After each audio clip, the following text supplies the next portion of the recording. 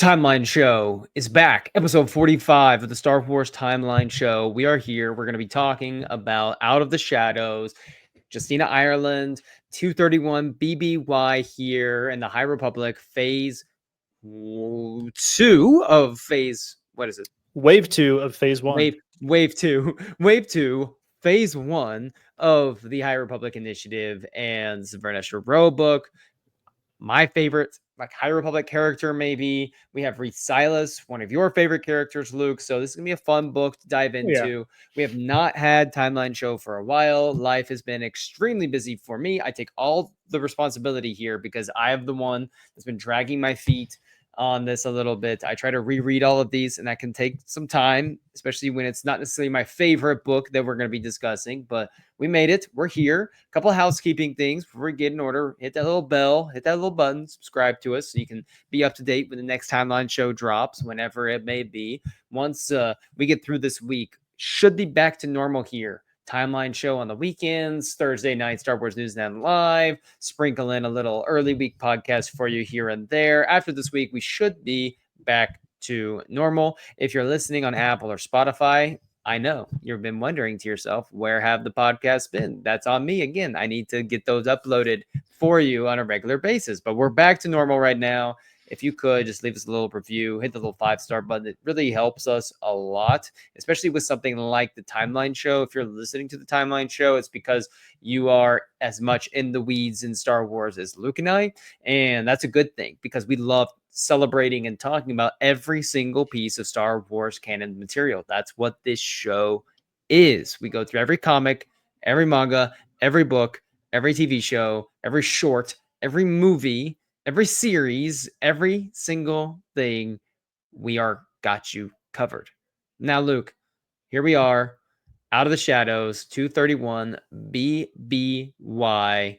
Just give me real quick our opening thoughts on this book as a whole, because we will get into everything in this book in a moment. There's a lot to unpack here. There certainly is. My first read, I don't think I liked it very much. I liked it because it's Star Wars, but my second read through, which I've done here in the past 2 weeks, I liked it more. It grew on me, and I liked it a little bit more. I think I understood it maybe a little bit better now that I know what's happening more fully in this High Republic timeline. So I think I understand where it fits and why it exists better. I still don't think it's Justina's best work. So it's not. So there we are. I'm with you though, because ironically, this was I really enjoyed it this time. Way more than the first time. Way more than the first time. Part of that, I wonder, is sometimes we sit into these spaces and I'm really wanting the hard-hitting High Republic. And this one, it just, the way it's written is, it definitely feels like a lot more of a setup book. There's a lot of setup here. And it's kind of almost like some of those like MCU movies that it tells a story, but not like a big story. And it's just kind of leading you into the next story. That's kind of what this one felt like, is like, hey, hang on, because this is all going to pay off here. And this one doesn't matter as much. When the High Republic, what I love about the High Republic and what we've talked about is that each story, for the most part, tells a very great story on its own. Like, you can just hop into that specific book, read that specific narrative, and it provides arcs, it gives you a one-shot story, and you don't have to tie yourself into everything going on. This one doesn't do that as much as I would like, because it leaves you with a lot more questions than answers. And I think that was much like you. I think that was a little bit of my problem, is I had these questions that I came out of the shadows with. And that's okay. I mean, shows do that, books do that. And I know that this is part of an ongoing series. I know that's going to happen with these books. But I felt like my next book I read, which was, next in the timeline is Tempest Runner. Next in the timeline is Fallen Star. I felt like these questions I had from Out of the Shadows didn't really get answered in the rest of phase 1. But you get to phase 3 and you're like, okay, I can see why Chance Yara was doing this. I see where this work has led. It took longer than I wanted for it to pay off, and the payoff maybe wasn't even as great as I wanted it to be. So I think that's where it falls flat for me. But Mhm. um, it, yeah, it took a long time for me to feel like this book Mhm. mattered. Let me say that. Mattered, or there's some characters that when the first time I read, I just couldn't get myself to care about them very much. Like I reading back, I'm like, I'm cheering for Sylvester Yarrow and Jordana Totally. Sparkburn.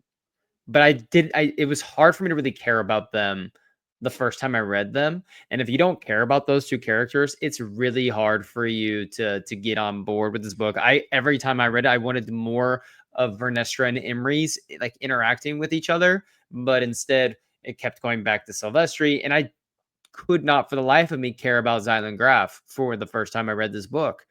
However, I would say leaving this, I have a deeper appreciation for Xylan and what Justina was trying to do with this character and where he ends up going. I have a deeper appreciation for Silvestri and, Jordana. So I kind of think this was a case of my second time reading. I enjoyed it more. And part of that was because of my expectations were on the right level.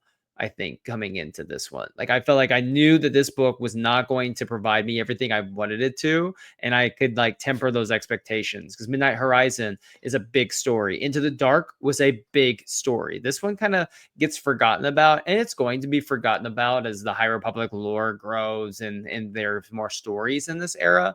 But ultimately, it does earn its place. Like it does earn its place. It's not going to be on the the top shelves here, but it's down there in the corner. It has its little slot, you know, tidied away. You might reach for it every once in a while, but to me, it's like that movie that you only watch if you're watching something in a series. You know what I mean? Okay. Like you're not Yeah, typically going to totally. grab Yes. that movie on its own. For instance, for me in my personal Star Wars journey, I'm not just gonna put on Attack of the Clones. Like it's not one I'm just gonna put on.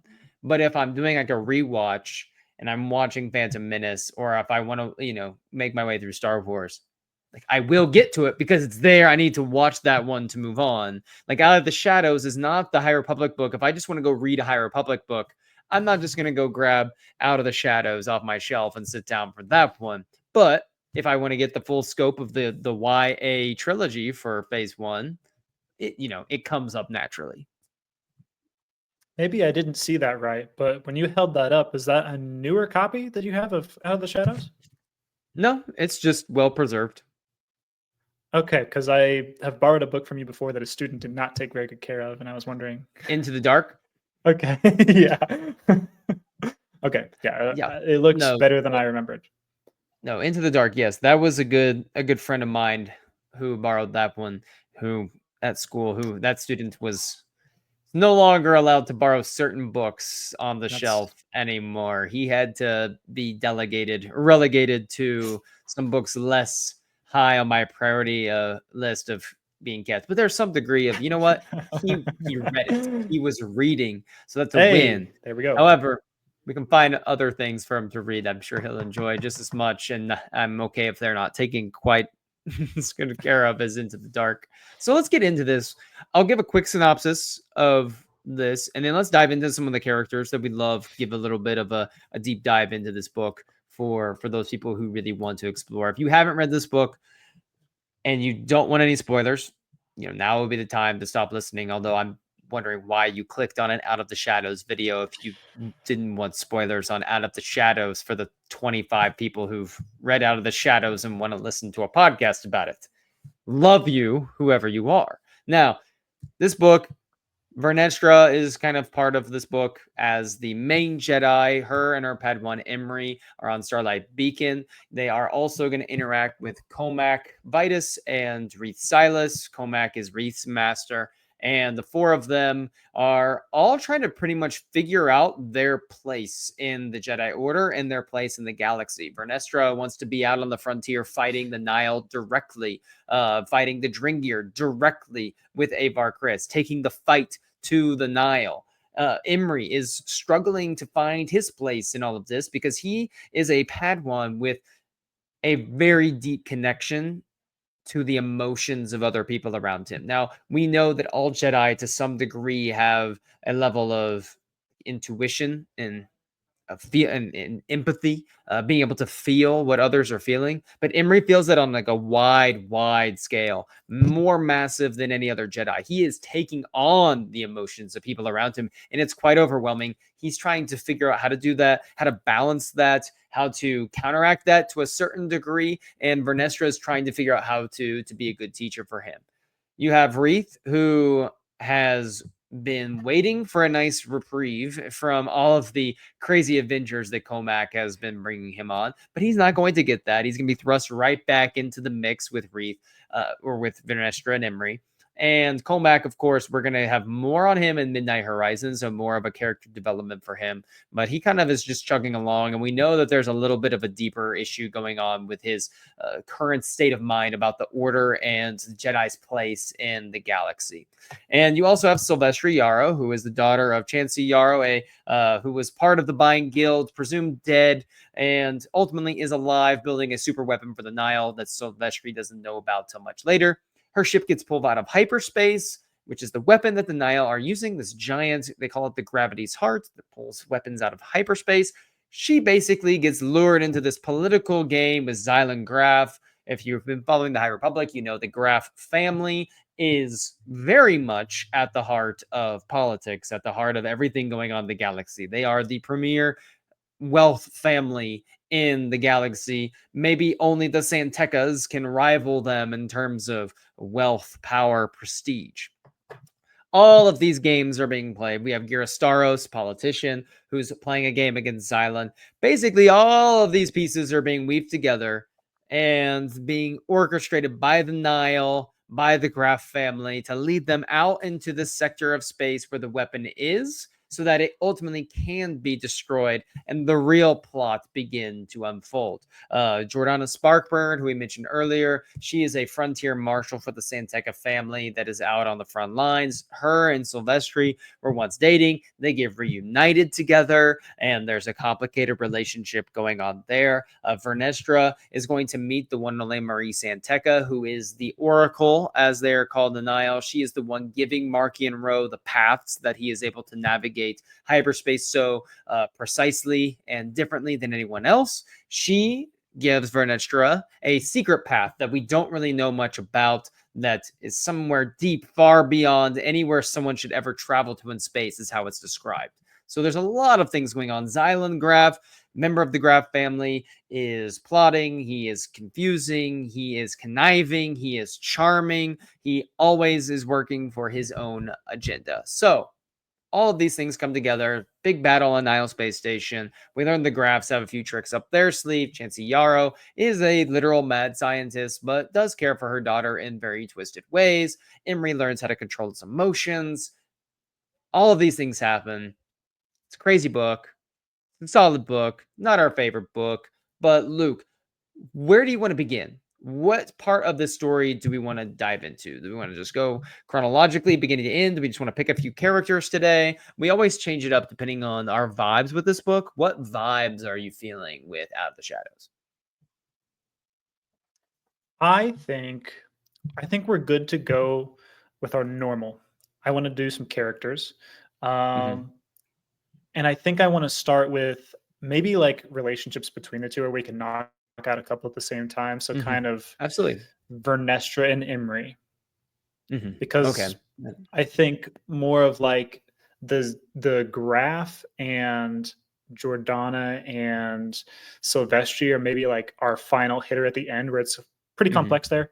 So like Right. maybe even Reith we'll start out with too, because I feel like he doesn't have conflicting stuff going on. He's certainly part of the story, Mm-hmm. but like Right. Reith Silas, Mm-hmm. Comac. I But you want to start with I thought Vernestra. it was What? interesting. What?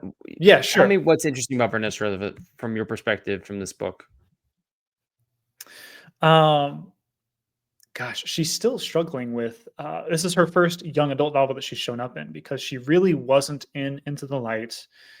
Right. She's introduced in really a middle grade book to begin with, Mm-hmm. A Test of Courage. And so Yes, of now courage. We talked about. She's mentioned even briefly in Rising Storm. Briefly, yes. Very briefly. I She's don't think there because all on over Vallow. this, all over this book, it's mentioned from Vernestra herself and Emery that they were on Vallow, and they've Mhm, got some trauma there. And when they're talking about the Nile and how they might be involved here with this Bereng sector, um, she's pretty traumatized by this experience, obviously, that she's had in this war-torn world of Vallow. So um, she's still dealing with the fact that she hasn't mhm, disclosed her twist bezel to make her light whip. She's still dealing with the fact, like, she's got secrets. Vernestra mhm, has secrets in this book that she keeps from everyone, some people. She kind of has like a couple different lies. I'm saying except secrets. We're gonna go with Emery, secrets to except keep from Emery. people. Imri is the one person she really breaks through to, or breaks through to her, Mhm, that she feels comfortable saying everything to. which I love. Uh, I love that. She needs that person so Mhm, bad because she's kind of isolated by her success. It's like lonely at the top because she is mhm, the best Jedi Knight at her age. She's the first one knighted at her age. Everyone else, Wreath, same age, is very much a Padawan. He doesn't even consider himself very close to passing his own mhm, trials. So for her to be, you get that isolation feeling from her, but it's so nice that Imri, who's also great with emotions, becoming great with emotions, he's still kind of like mhm. crazy I almost Janitian, look at it as it's better for Janitian. Emery than in Vernestra, though, too, at the same Yes, they time, help each other so because much. he is so much struggling with what's going on around him, and he is a very insecure Jedi, like someone that he was worried about his own connection with the Force and test of courage, and like would he ever even be able to Yeah, pass trials, and he was always concerned about his place in the Order, and to have someone like Vernestra, who's the embodiment of prodigy, open up yeah. and keep that open line of communication, which I thought it was interesting because I would love a deep dive on this someday, and as we go through the timeline more, we'll learn this. How are all these relationships between masters and Padawans a little different? Like, I would love to know more Yeah. because there's so much we don't know about the master Padawan relationship for a lot of our favorite Jedi. Like, I think of I don't know why it comes to mind, but like Mace Windu and Depa Billaba. Like, did Mace Windu have this transparent open communication with Depa Billaba, who also becomes like a Jedi Master? For some reason, I feel like there's no way that he had like a very open, Right. honest like very much a you know Vernestra tells Imri how she's feeling and processing things. Like, I don't think Mace would be doing that. Like, I would love to know more about how Mace does this, what other Jedi Masters are sharing that much with their Padwans, and is this just an age thing? Like, they're so close in age that he feels closer to a peer than her pupil, but at the same time, Vernestra is consistent. That's how their relationship started. And so she's going to be consistent in that. To where at the end of the book, she knows a path that Marisa and Tekka gave her. The only person she tells about it is Emery. And he Yeah. questions her, like, is there anything? Actually, I think I have that written down. Was Bookmarked. there was something about how he said you didn't tell them about your connection with Marie Santeca or the path she gave you, and basically she said something that she doesn't think Stellan's quite ready to know about the path, and it's Mm, something that they'll need in the future, but that I feel like we should keep it to ourselves. And it's basically in her mind and her inner monologue is she feels like it's time for her to start making her own way to through the galaxy. So I really appreciate the growth that she has in this book, but also like that relationship with her and Emery. Where do you think that path is going?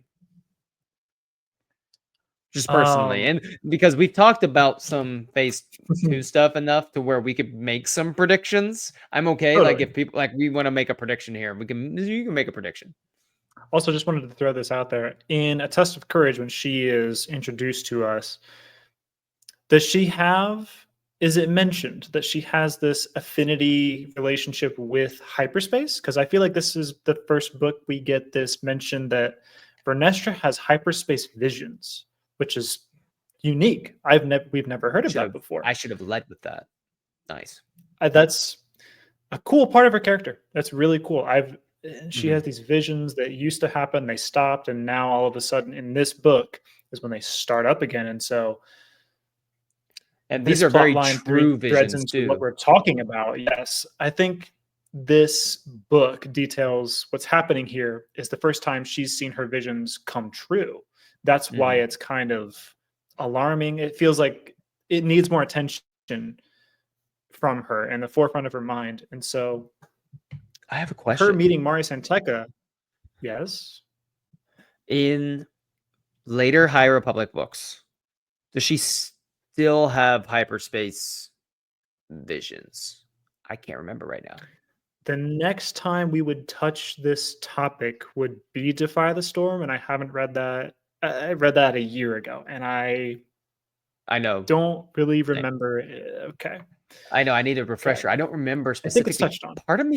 Part of me thinks she doesn't have them. I wonder if they've always been connected to Marie Santeca or if this is just like a her thing. Ooh, It's probably a her. I think it's a ooh, her thing, but I think it's a Vernestra thing. And Marie Santeca being so in tune with the Force and with hyperspace was able to channel that. But then part of me is yeah, like wonders, is this something that is very much tied into Marie Santeca? I don't know. Anyway, but the visions do come true a lot of times in this book, and she doesn't tell anyone really else about those as well, but she's forced to because of being around Comac and Reith during that time. And they kind of it's interesting to see how people respond differently to her visions yeah, at the same time. And she almost like it takes them a while to get her out of the visions. Like she's there, she feels like she's there. Like it's very yes, real. yeah.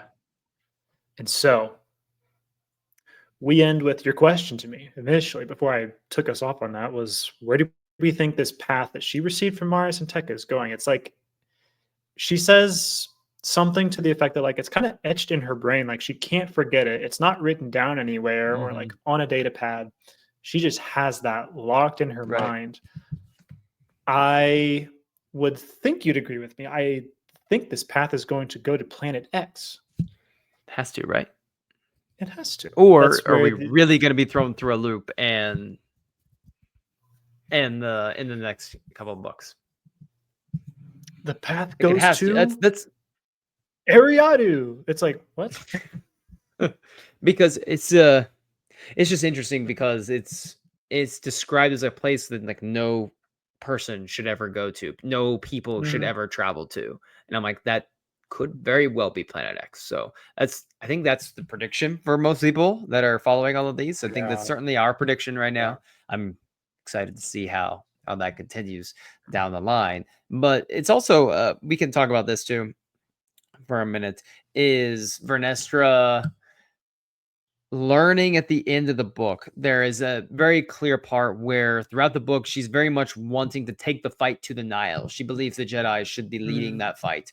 But there's this whole philosophical battle going on within the Jedi Order of should they be that involved in something that largely has to do with the Republic at this point? And what does this look like? They're not soldiers. It says multiple times, like, we are not soldiers. We should never be soldiers. We should not be completely beholden to the Republic. Yes, we work together in tandem. That makes sense, but we should be completely reliant on them as well. So I'm curious like what your thoughts are in general on her perspective because it does have a moment at the end of the book where Jordana just absolutely tears apart Niall, like viciously kills Niall on the station.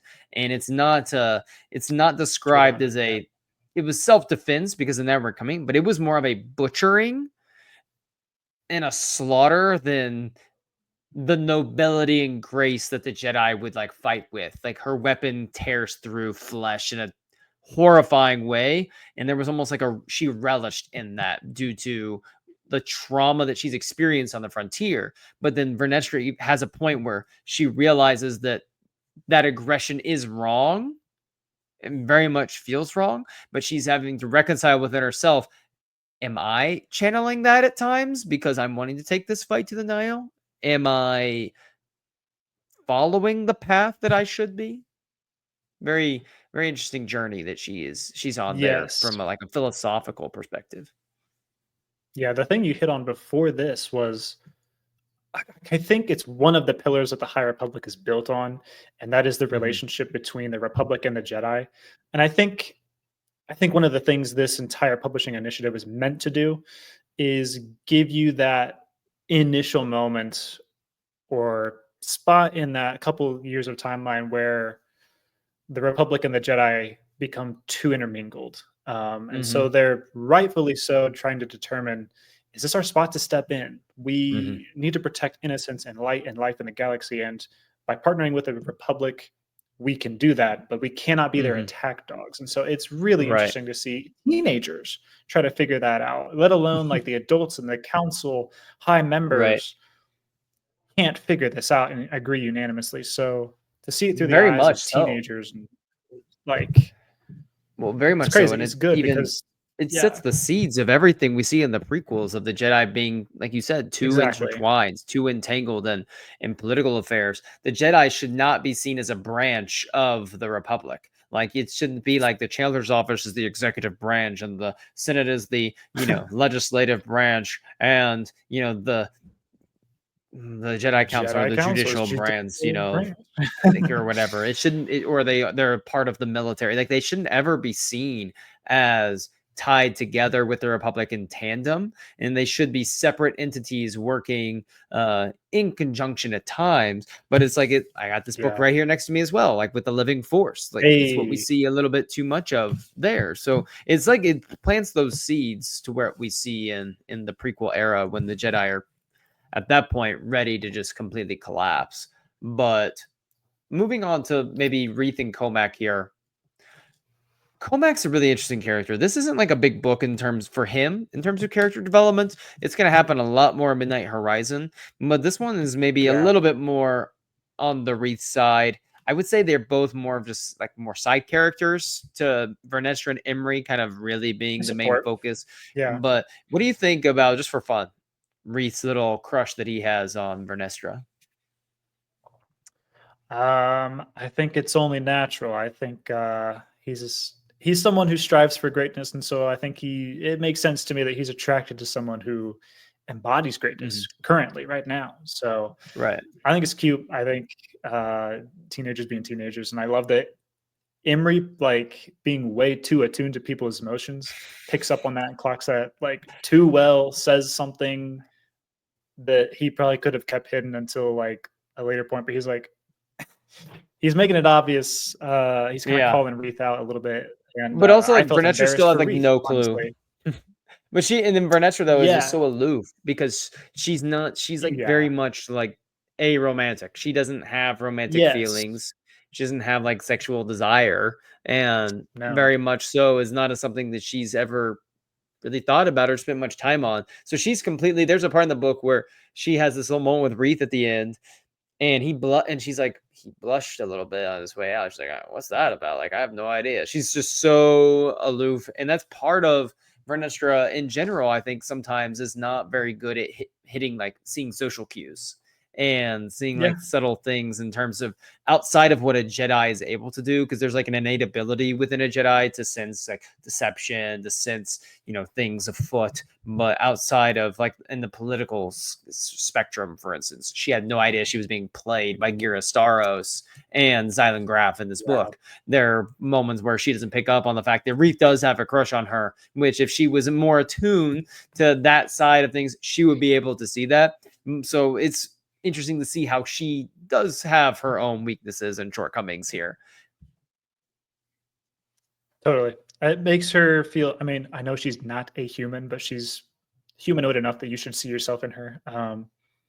And so, yeah, it makes her feel a little bit more human. That like she's not Mhm. this untouchable, infallible character. Right. I appreciate that it gives a completely humanizes her. That like And I relate. I mean, I'm not great. Mhm, Sometimes I'm not great with social cues myself. Like mhm, Renestra, I'm there with you. Like I missed that, and I think about it 2 hours later, and I'm like, oh, I think they actually meant to like do this or that, and I did not pick up on that in the mhm. moment. I'm with you. What about what about Silvestri? Are you a fan of Silvestri Yaro's character? For me, I think I cared about that character the least of all of them. Not to say I don't care about her at all, but I never really gravitated towards her story, as in, like, I cannot wait to read the next edition of Silvestri Yarrow, versus with on the other side with like the first young adult novel, you have the Jedi I care about, but I very much was more interested in the story of Affy, Leogs, and Geo. Like I really gravitate towards Oh those yeah. three. And anytime they show up in something after this, I'm like, yes, it's the crew of the vessel. But I'm not necessarily when the vengeful goddess shows up again later on, I'm not necessarily going, oh yeah, Sylvestri and Jordana time. Like, let's go. Because they do pop up, but I don't hold them in the same regard as some of the other non-Jedi characters we met. Yeah, I think I'm with you there. And I gotta be a little critical. Like I think it's maybe just like the mopiness you get sometimes from her. She's had a very Mm, traumatic upbringing. She totally gets to like her feelings are mhm, validated completely. But um Affy goes through like she loses both her parents. She's got to grow up on her own. Hard life, and she is depicted as someone who like took it headstrong and said, "This is going to make me stronger." And Silvestri remains um, optimistic. isn't.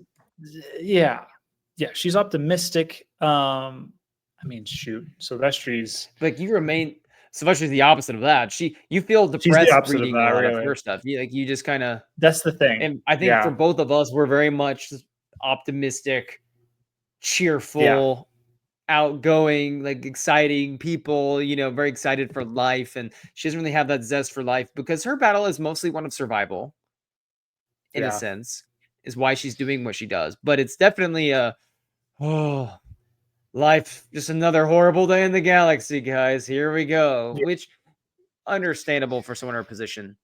What did you think about this? Because in with Affy, we see her, as being the daughter of Scooter, the person who runs the Bind Guild, and Affy's the one who brings the Bind Guild down. And then we now meet Silvestri, who is basically someone who's been affected in a horrible way by that, because she's now, instead of having the consistency of Bind Guild rates and jobs, now she's a free agent having to figure this out all on her own without the protection of like the company, essentially.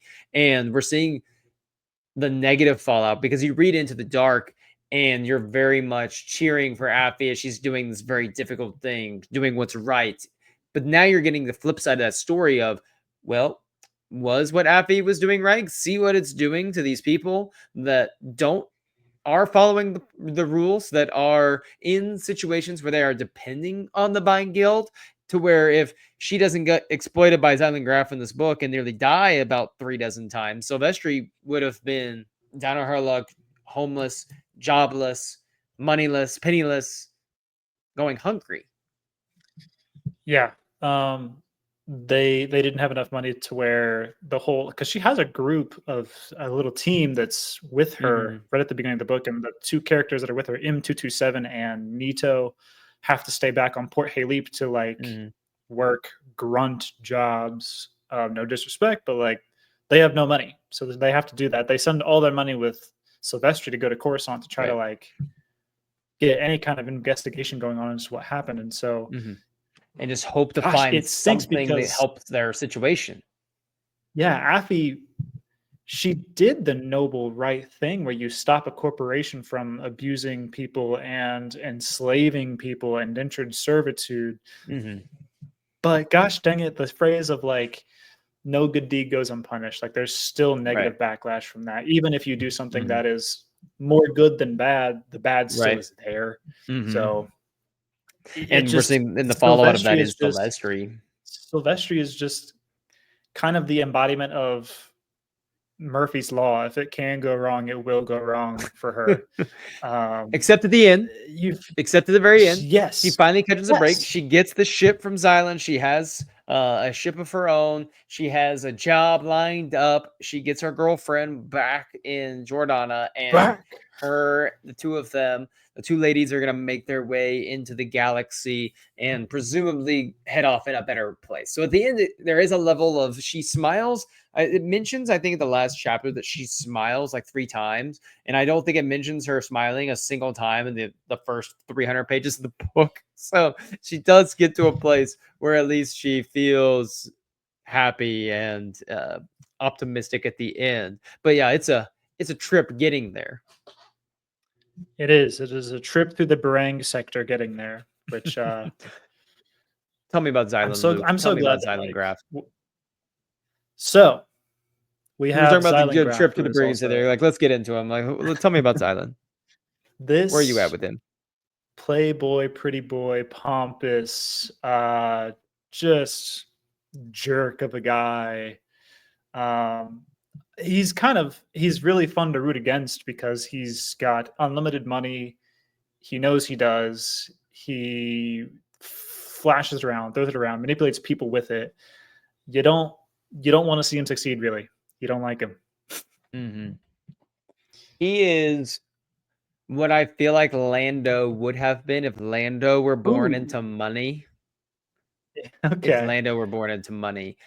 Like Lando very much, granted, I don't know if Lando was born, he may have been born into money, but I'm assuming not because he's working jobs for Crimson Dawn to try to make a Yeah. living and do it. But like, uh, it's not, I'm talking about Lando. If he were born into a very privileged situation, wealthy situation, had everything, like, gives off those vibes of what Lando probably was like a little bit before Empire Strikes Back at the end when he becomes the general of the rebellion, and we see him, become a hero, obviously, but not what he might have been otherwise, because he's very much flamboyant. That Xylan has capes galore. He is it's a pompous, what. Like, I can't stand this guy. But the first time I read it, I couldn't stand him, and I wasn't interested in him. Now I just can't stand him, but I am a little bit more interested Okay. in the character. So Okay. I did enjoy the reread of Xylan. I feel like I understand him more after having more of his story fleshed out, and I appreciate more of what Justina and then later what Tessa Gratton's going to do with Xylan a little bit more. So from that Yeah. standpoint, I appreciated getting the intro into Xylan. I still don't like him quite as much as like Tessa Gratton loves Xylan Graph. Like, we're talking about when I was talking to her after Temptation of the Force, like, she really loves Xylan, and I don't get it. Like, it's not my character that I gravitate towards. I'm sure there's a lot of people that really appreciate Xylan. I'm more of he to me feels like a lesser version of Axel Greylark, who we get later on in phase 2 that Yeah. we've covered already. So if you're doing this chronologically and you like Axel, like, Xylan to me feels like the great value version of Axel Greylark. Yeah, I would agree. We're both pretty big Axel Greylark fans, but Oh, I need Xylan, more so Axel I and guess Gela and Thai stories. Oh my goodness, Fontu and Siri. I just, well, I need more stories of those two. I injected just in my veins. I injection, please. I think what I can appreciate from this is that Out of the Shadows gives you the first, I'm gonna say, half of Xylan Graph, and Defy the Storm. I think I liked him a lot better. I liked him better in that book because we have this backstory where you're not really supposed to like him. Defy the Storm, which we'll Mm-hmm. get to, you're supposed to like him, and I appreciated that he came around. So you needed this part of the story for the rest of it to work, and so that's kind of Right. that's kind of like what this book is. You needed this Mm-hmm. book to make the rest of the story work. There's a lot of plot Mm-hmm. implications for the greater story that are rooted in Right. this book. Mm-hmm. It's just not the greatest book of the series, so I Mm-hmm. find that kind of funny. This book also enrages me. We get the classic, like, political battle between big giant corporate interests, which is the Graff family essentially, and this political game that's being played out not for the greater good of any person, but to see who can leverage their personal interests above everyone else in a way that pushes everyone else down.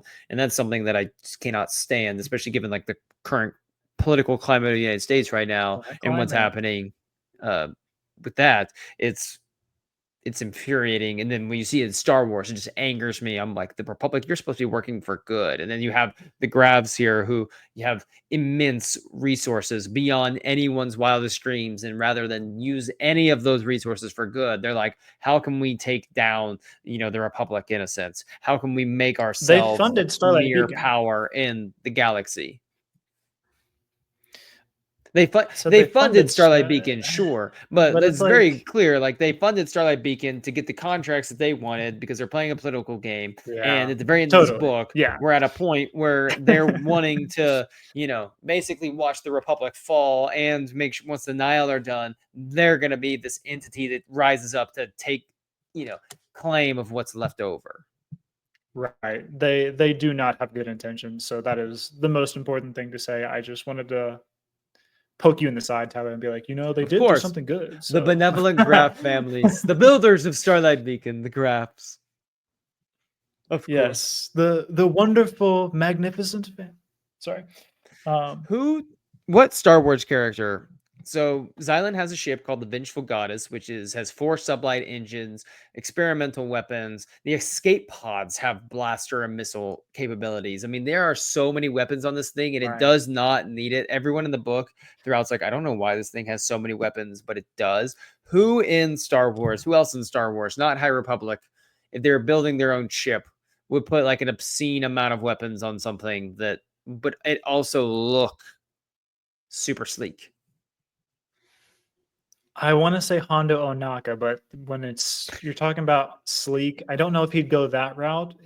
But I think he's the guy for me. He's gonna Okay. want maximum weapons, maximum decadency. That's him. But it's gonna look beautiful at the same time. It's gonna look beautiful.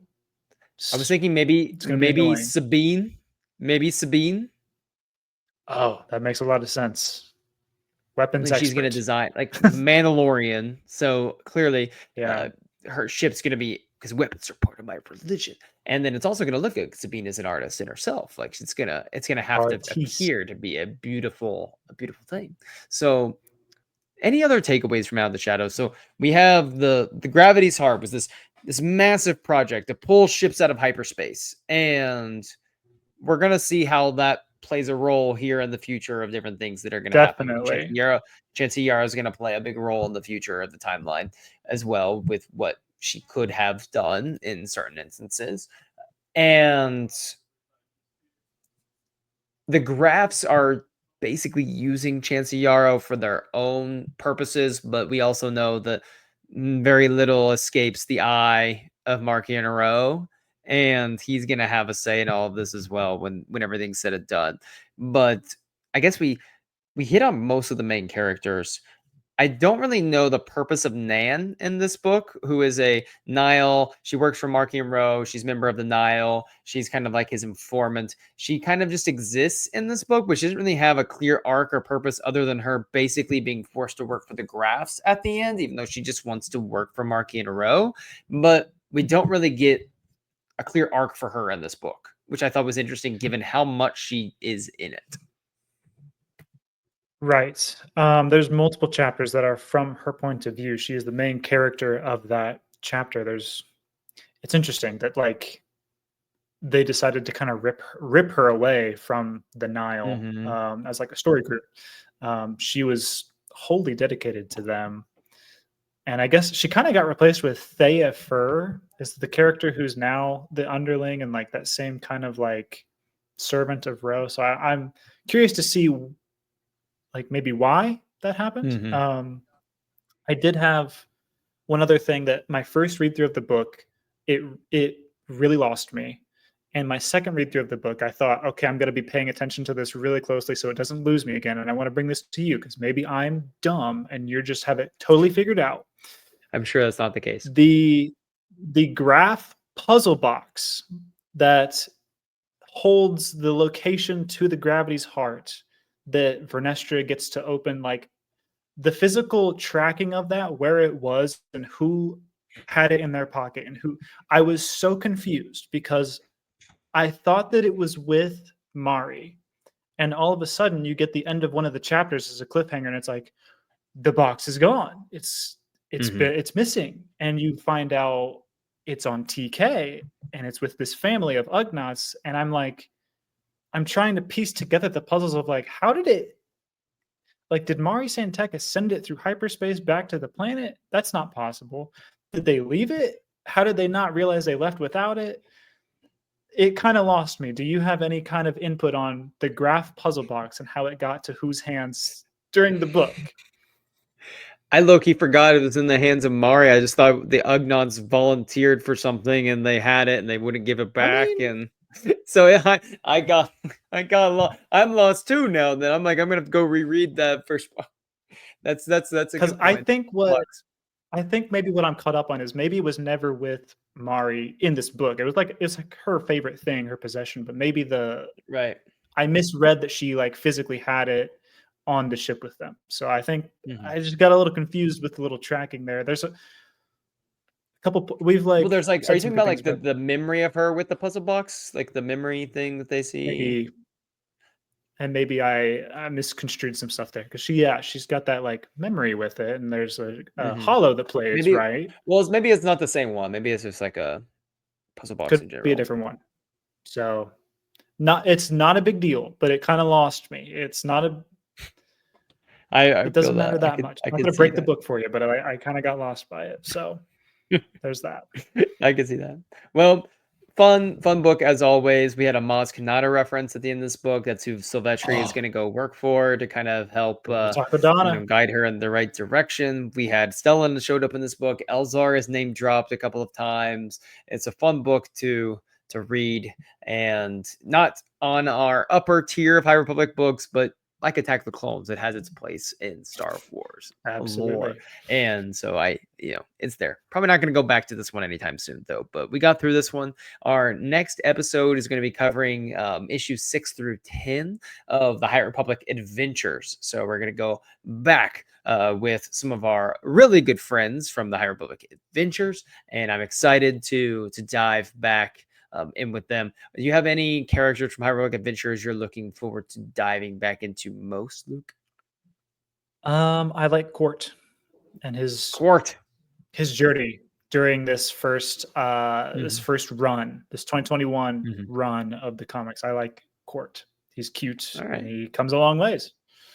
All right, I'm down. We'll get into court and Yeah. everything else coming up next weekend. I'll probably listen to this probably on Monday morning. I'll probably put this out there. So make sure, like I said before, hit that like, subscribe button. Go ahead and leave us that review. And Luke, as always, remember, for light and life, we are all the Republic.